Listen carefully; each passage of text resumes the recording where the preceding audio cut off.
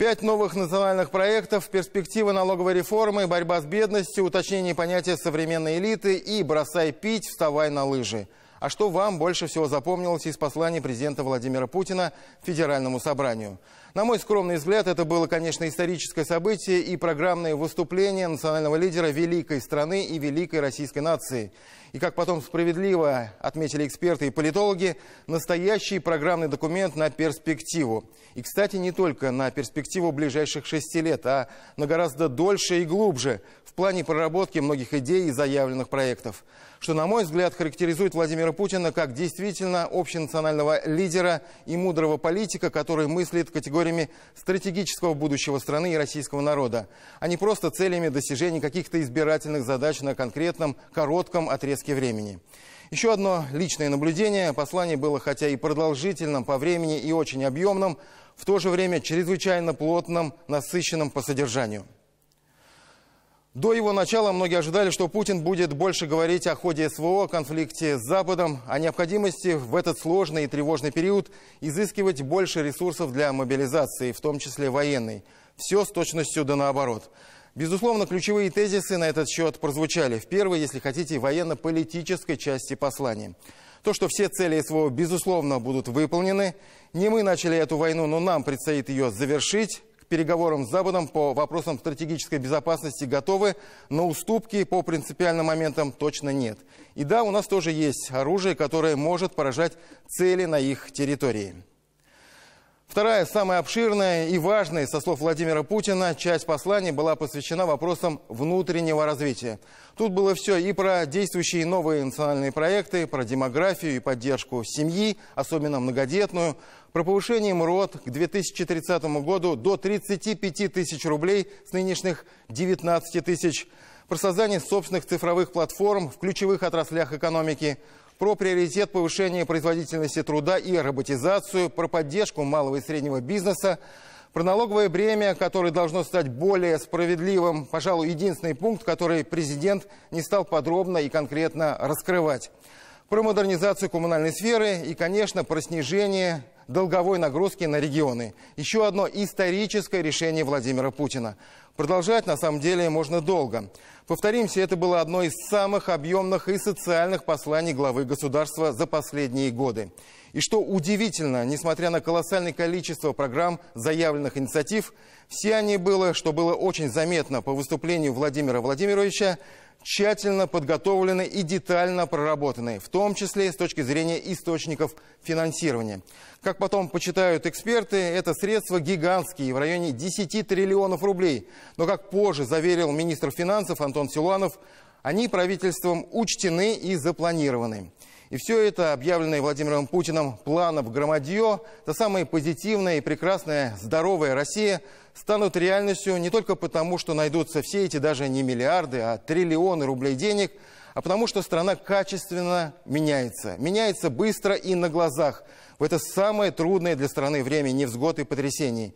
Меняется представление о том, кто сегодня является настоящей элитой современной России. Владимир Путин объяснил, по-моему, очень точно и емко. Давайте послушаем президента России.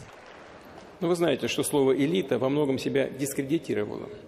Теми, кто, не имея никаких заслуг перед обществом, считает себя какой-то кастой с особыми правами и привилегиями, особенно имея в виду тех, которые в предыдущие годы набили карманы за счет всяких процессов в экономике 90-х годов.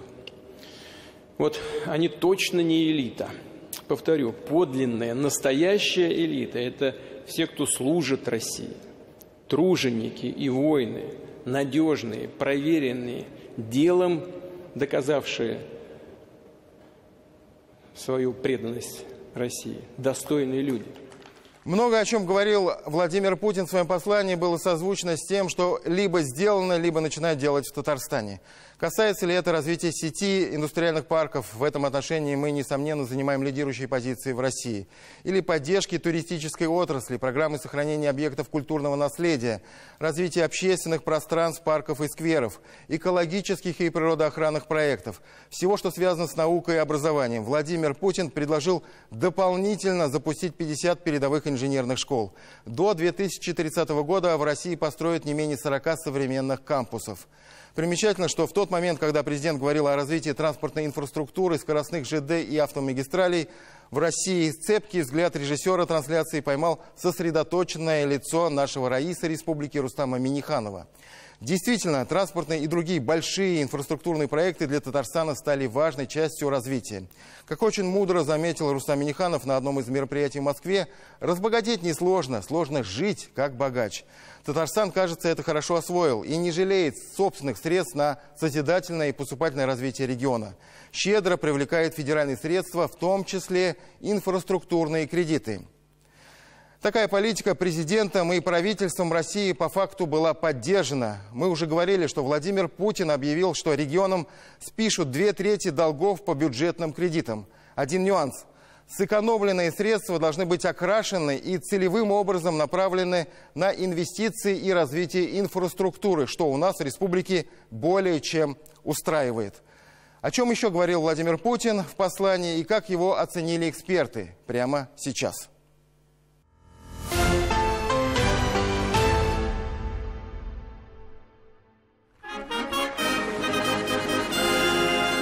Когда Владимир Путин только зашел в зал Гостиного двора в Москве, никто не мог знать точно, о чем будет говорить президент в своем послании.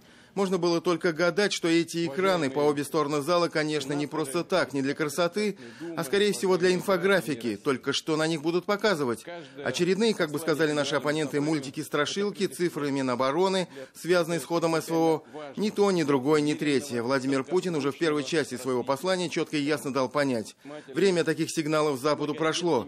Спокойным и уверенным тоном глава государства и верховный главнокомандующий просто перечислил новейшие системы вооружения, в том числе стратегические ядерные силы, которые находятся в состоянии полной готовности к гарантированному применению.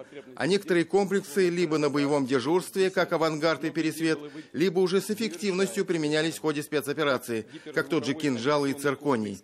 Все вооружения подтвердили свои уникальные характеристики, а работа над рядом других систем продолжается.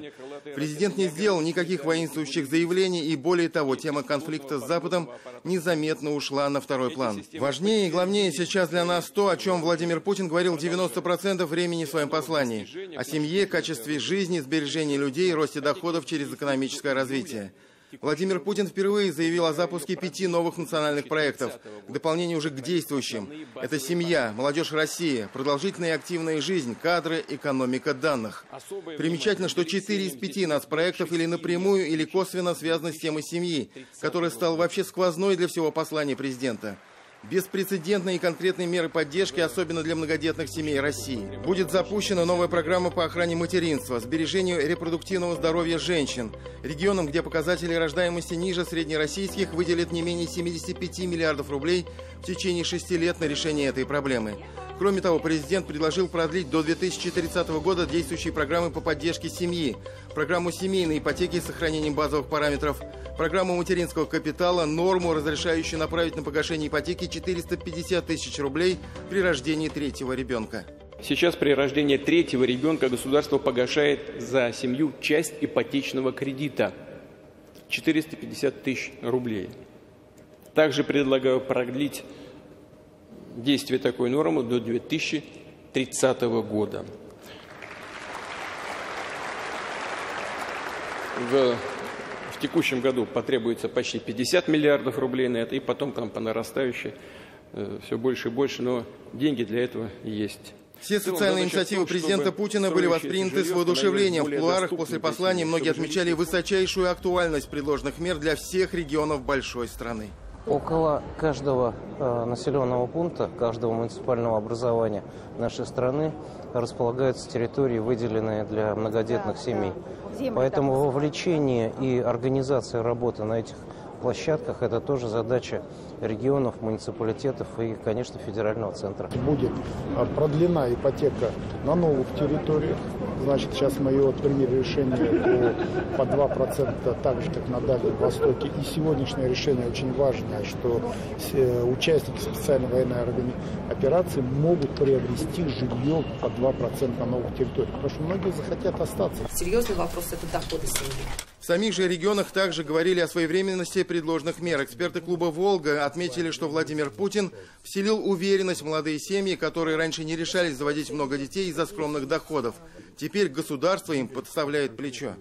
С воодушевлением были встречены все те программы, которые связаны с семьей. То, что сохраняется 6%, вот эта вот ставка по семейной ипотеке. И особенно для детей, там, где в семьях им еще не исполнилось 6 лет. То есть это значит семья, где еще, ну так скажем, маленькие дети. Это значит либо студенческая семья, либо молодая семья, либо, ну, к сожалению, так скажем, семья с не очень высокими доходами. И, конечно же, все, что связано, посмотрите, по НДФЛ, когда идет повышение, так скажем, вот это вот по налогу 1400 до 2800 и до 6000 на третьего ребенка. То, что сохраняется программа материнского капитала. Хотя формально послание обращено Федеральному собранию, то есть депутатам Думы и сенаторам, по сути, это было обращение ко всем гражданам и регионам России. Каждый предприниматель или мэр города, губернатор или глава сельского поселения мог услышать, что касалось лично его. Беспрецедентная программа капитального ремонта школ и детсадов. Владимир Путин пообещал завершить ее до 2030 года, на что будет выделено дополнительно 400 миллиардов рублей. Больной для всех регионов вопрос — изношенные коммунальные сети. Президент заявляет о запуске масштабной программы модернизации ЖКХ. На эти цели государством и частным бизнесом в ближайшие годы будет направлено 4,5 триллиона рублей. На обновление общественного транспорта 150 миллиардов. Мы услышали то, что ждали очень долгие годы. Мы услышали, что будет вложение в социальную инфраструктуру, капитальный ремонт детских садов, капитальный ремонт школ, других учреждений, строительство детских садов и школ. И не менее важный вопрос для нас – это коммунальная инфраструктура, инфраструктурные кредиты. И еще одно крайне важное решение для регионов, озвученное в послании президента. Что предлагается? Прежде всего, надо снизить долговую нагрузку субъектов Российской Федерации.